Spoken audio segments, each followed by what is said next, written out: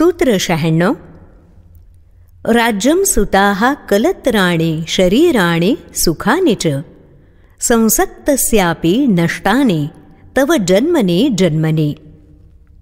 ज्या संतानाची, पत्नीची, शरीराची आणि त्यांच्यापासूनच्या सुखाची आणि राज्याची तुला आसक्ती होती, ते सर्व प्रत्येक जन्मात नष्ट झाले आहेत. तुला मोह असलेली सर्व सुख प्रत्येक जन्मात नष्ट झाली आहेत.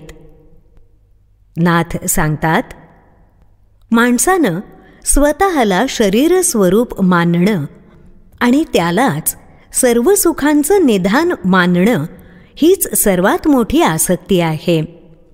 साक्षी भावानं विचार केल्यास माता पिता, पत्नी, मुलं, अन्य नातेवाईक, सगळे संबंधी यांच्याशी प्रामुख्यानं शरीरानं जोडलेलं नातं असतं.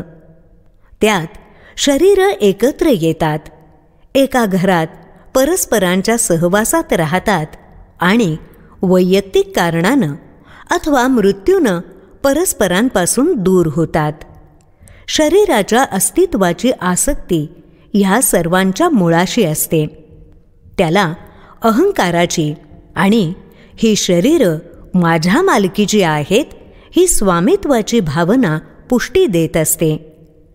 एखाद्या सत्तासक्ताला भूभाग आणि त्यावर राहणाऱ्या शरीरांच्या समूहावर अधिकार मिळवण्याची आणि तो कायम टिकवण्याची आसक्ती असते.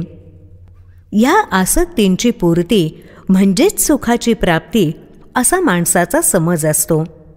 परंतु त्यामागील क्षणभंगुरता त्याच्या लक्षात येत नाही. शरीराच्या मृत्यूबरोबर ही सर्व सुख त्याच्यापासून दूर जातात, परंतु आसक्ती उरते. ती पुढील जन्माचं कारण ठरते आणि जोपर्यंत आसक्तीचा मृत्यू होत नाही तोपर्यंत हे जन्ममरणाचं चक्र सुरूच राहतं.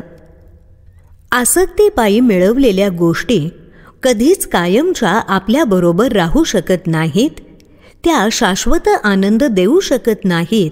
हे भान ज्या क्षणी येतं त्या क्षणी आसक्तीचा मृत्यू होतो. हा खरा आनंदाचा क्षण. आसक्ती अंतिमतः दुःखच देत असते, त्यामुळे ती निरर्थक आहे.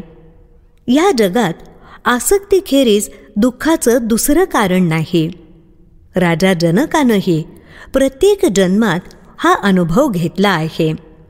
म्हणूनच सर्वज्ञ महागुरु श्री अष्टवक्र मुनी त्याला पूर्वजन्मातील अनुभवातून ह्या जन्मी तरी बोध घेऊन आसक्तीचा त्याग करायला सांगत आहेत. आसक्तीचा त्याग हीच खरी मुक्ती, हाच खरा मोक्ष. संसाराला जुंपून ठेवणारी आसक्ती सर्वथैव त्याज्यच आहे हे भान येणं हीच ज्ञानप्राप्ती.